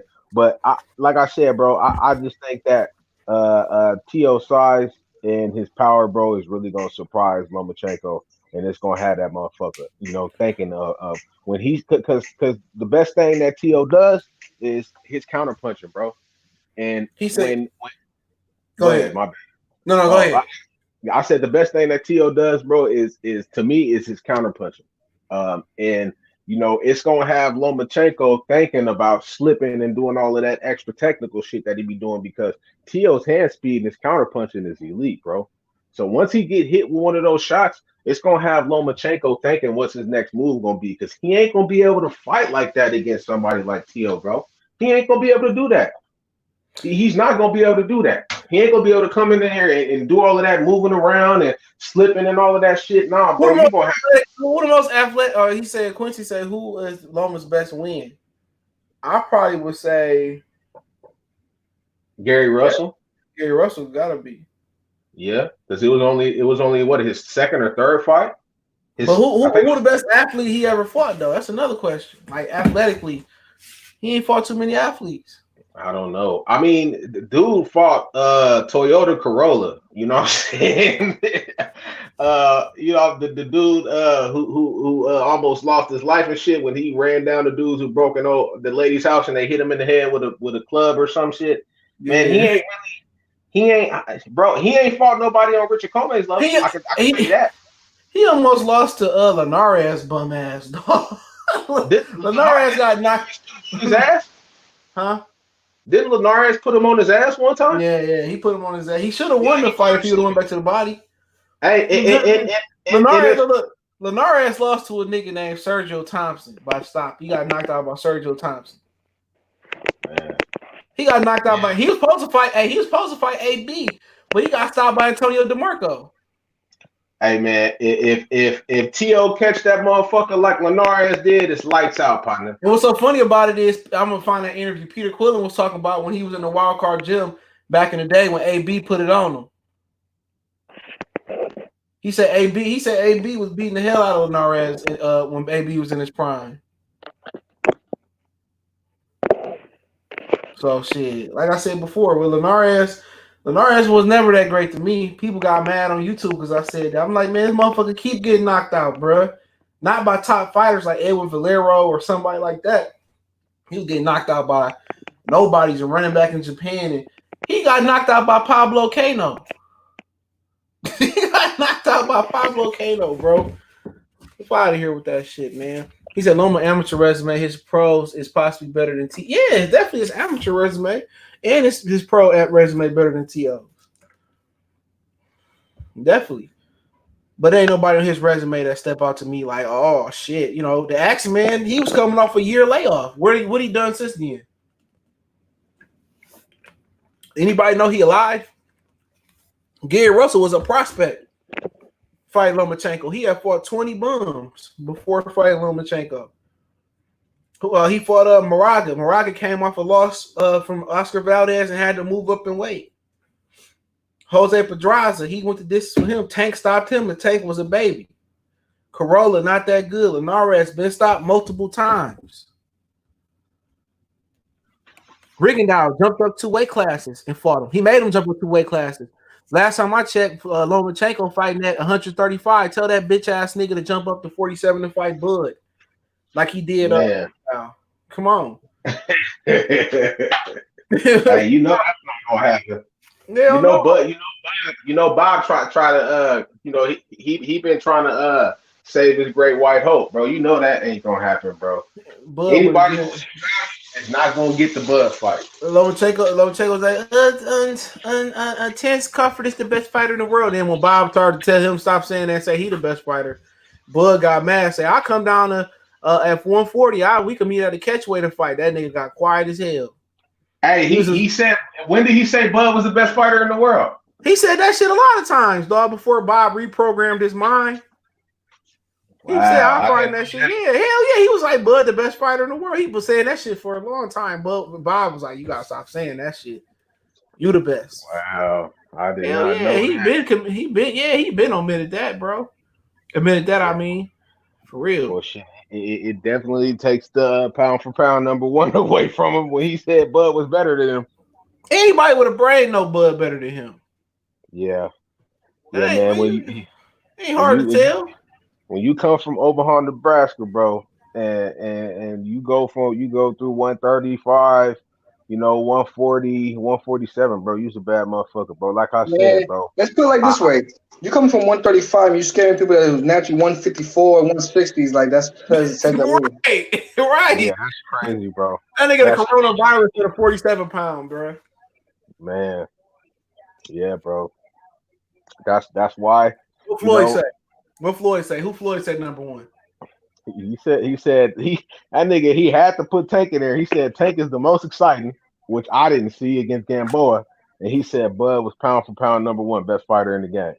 You heard the Brits in the background like, oh no, Floyd had his promoter on. He had his promoter. You said what? He said he had his promoter hat on when he said Tank is the most exciting fighter. He just had to use the whole promoter. That's what the promoter first. He's exciting. This is gonna be a massive fight. That's the words and promoters be using. Nobody listen to that bullshit. Man, bro. If that's the case, if you think Tank's a exciting fighter, have Crawford fight him. Let him get a catch weight and see how who's like that. If he did that shit, Floyd ain't showing up to that fight to see Tank get beat like that.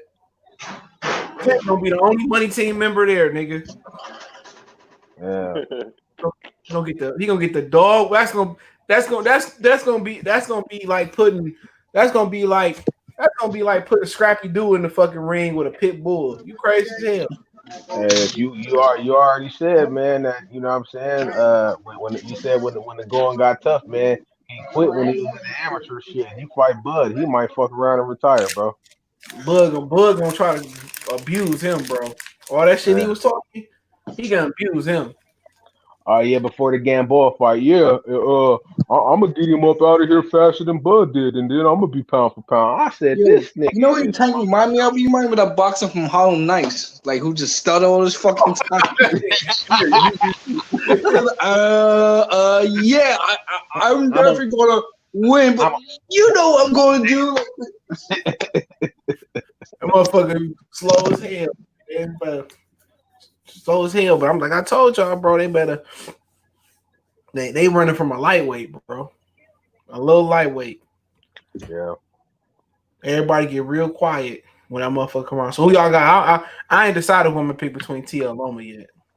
Man, I had an argument about who opponent was better between Crawford and Errol Spence. I had to tell somebody Jeff Horn would be half of the opponent that Errol Spence fought. Like let's not go there. Hey, Jeff Horn was a tough motherfucker, bro. I don't give a fuck what nobody say. He beat Pacquiao. I don't care what none of these. He beat Pacquiao. I watched that fight 3 times, bro. He was in pocket. Hey, you know what it reminded me of? It reminded me of how Sean Porter was on Errol Spence's ass all night. Had him up against the ropes. He was turning him. He was bullying him around the ring, bro. It reminded me of the same thing, bro. That motherfucker should have.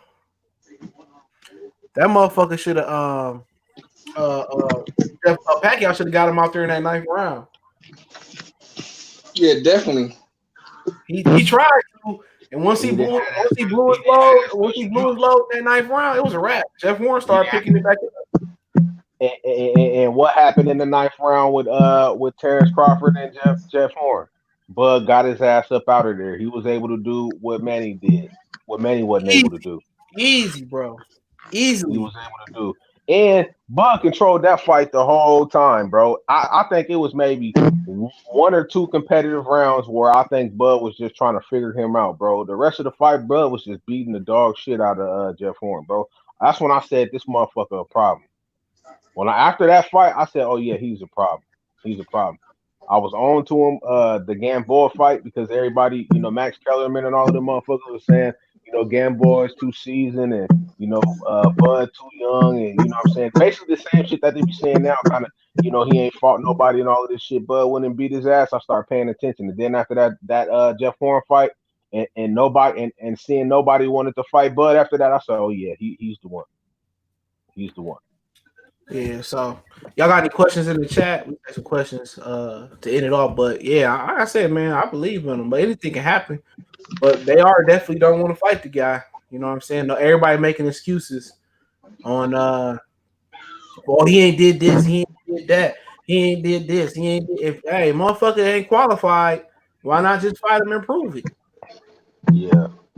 Man, boxing wasn't used to be, man. We had dudes in the past who just would have fight just for the hell of it.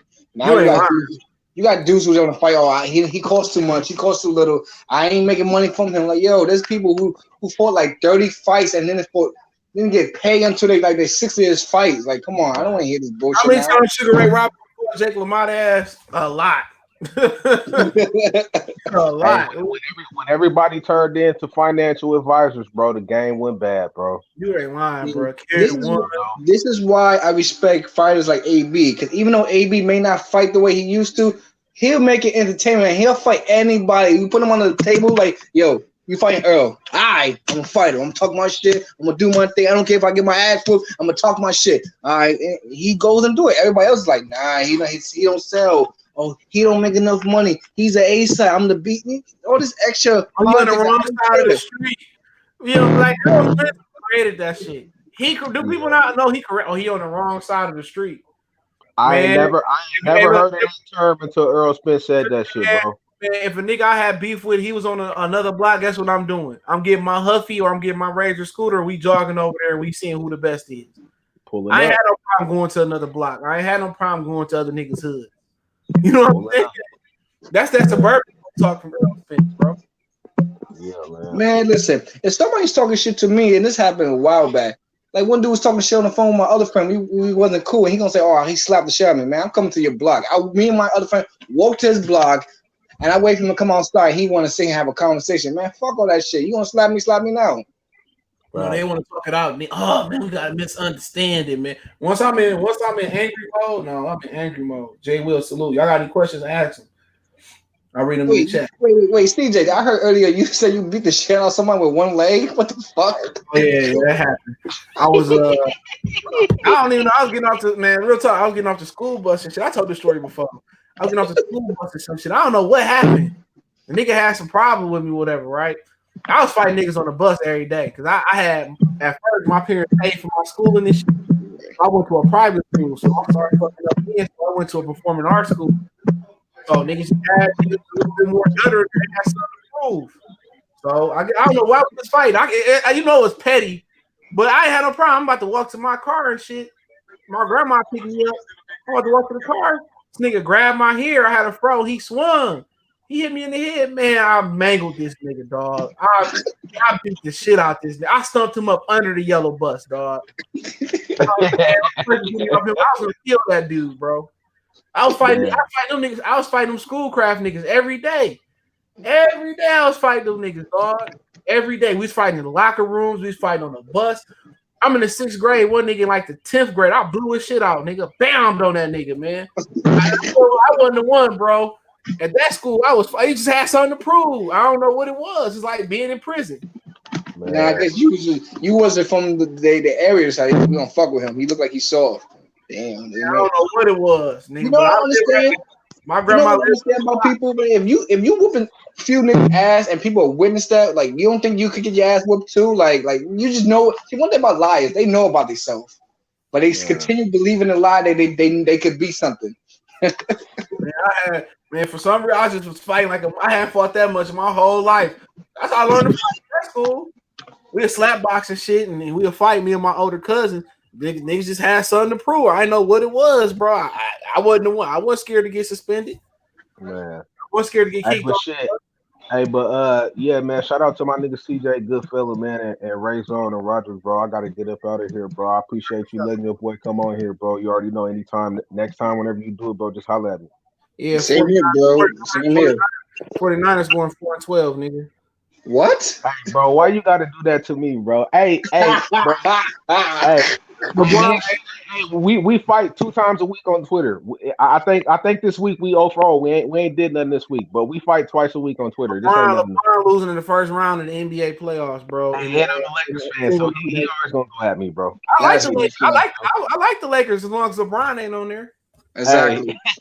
Hey, I'm out this motherfucker, man. Y'all niggas hey, I'm a Niner fan too, so I got him if he tries. Y'all gonna be 4-12 next year, nigga.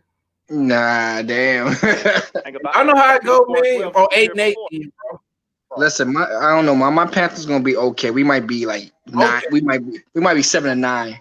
Man, y'all niggas be sitting right with the sorry ass pussycats from Detroit. Y'all, we gonna be sitting right next to the draft next year. Yeah, hopefully in the NBA, Charlotte draft James Wiseman. I think because we need a big man. We need a big man badly. Mac Biombo ain't doing shit. He never did shit when we first drafted him. Cody Zeller, man. Mike Jordan loves drafting them white boys, don't he? Let me tell you something. The only time we ever made it to a playoff and enjoy every time we have a dominant big man. Tyson Chandler, we made it. Al Jefferson, we made it. Like, come on, like Lonzo Moore, we made it. And Larry Johnson, we made it. We need a solid big man and a good point guard to back him up. And that's always been true. We never had a dominant big man. That's why I said I want James Wiseman, because we could develop him to that good big man. Because he may not be like the elite scorer, but he's a good defensive player that we need. Yeah, Jeremy, he said, Ronaldo said Buffalo Bills. Yeah, if y'all sign Cam Newton, it's like, no, I'm fucking with you. You said Goodfellas say they streamed Roger Mayweather funeral. Did you watch? No, I didn't watch it. Somebody sent me some screenshots of it. I'll go back and watch it, man. You know, it's just too depressing right now. But y'all got some more questions before I end it. That's too depressing, man. I'm sad that Roger gone, but I wonder did he pass from the coronavirus or it was just he passed from it had something to do with his diabetes. He had diabetes. Most people didn't know that. He had diabetes bad too. It wasn't no corona. It was like almost related to that. I know he had a son because his son used to be on 24/7. Wonder how his son doing. He had a little young girl too. I won't say young, but she was younger than him. He did have a son. That's sad, man. Yeah, I know. Floyd lost his baby mama and his uncle in the same. That baby mama shit was crazy. That baby mama situation is crazy. I can't even point one finger on it. Like she was in a car. Like what? She just overdosed on some opiates and shit like that. That's what it seemed like. That's crazy. I mean, I work at a methadone clinic, so I kind of got an idea what people do when they do shit like that. It could have just been an overplay for the underplay. It could have been some more foul play in it. You're right. I heard drugging women and shit and stuff of that nature. You know, that's gonna be hard to overcome. Oh, yeah. Joseph, what's going on? We got any more questions before we log off? I'm gonna give like a couple more minutes. But there ain't really much going on in the boxing world these days. No fights. Trump extended this shit to April. Just open the films up. This shit is going. My thing is, I think June would be a good thing for New York because what they trying to do in New York, they're gonna have the kids go back. That's a test run. And once some kids get sick, which is gonna happen because you keep them in the house all fucking day, they're gonna bound to get sick. They're gonna close the school down all the way to May, and in June they're gonna open back up because that's when the summer they're gonna make money. I already figured that shit out. Y'all schools got air conditioning in them? Yeah, most of them. They got to make sure all of them had air conditioning in them because but see, I work in the hospital and the shit is getting bad out there. Like it got so bad in the hospital that we had a truck parked outside the emergency room and putting dead bodies in there because the 2 morgues that we have is already packed already with dead bodies. Damn. And this is inside for someone who work in the hospital as a security guard. So I'm just letting you know. Anything you hear in the news when it comes to that part, that's real. That's crazy because they got they had a rolling mortuary in Italy when they was all dying. That's because I'm not trying to say I'm not taking it serious because I know my health and how I take care of myself. But if people out here think that this shit ain't real, it's real because it was Thursday. It was Friday or Thursday. I came in the morning because I was 5 to 1. They was telling me like, yo, 18 people died already and their bodies in that truck. I was like, what the fuck? And mind you, that was Thursday. Now this is Sunday going on Monday. I can say this shit's 50 bodies already counted already. Somebody's telling me already. 50 to like 60 bodies already in that truck right there. That's how bad it is. And y'all condensed too. Everything in New York is packed in. So it easily go, y'all definitely gotta stay in the house. Yeah, but you know what the problem is? I try not to tell people staying in the house is always gonna work, but you gotta model what staying in and being quarantined. Because you be there for 2 weeks, and somebody can still be sick or didn't catch no symptoms until they come out. Yeah, 24 days. So it's tough. Yeah.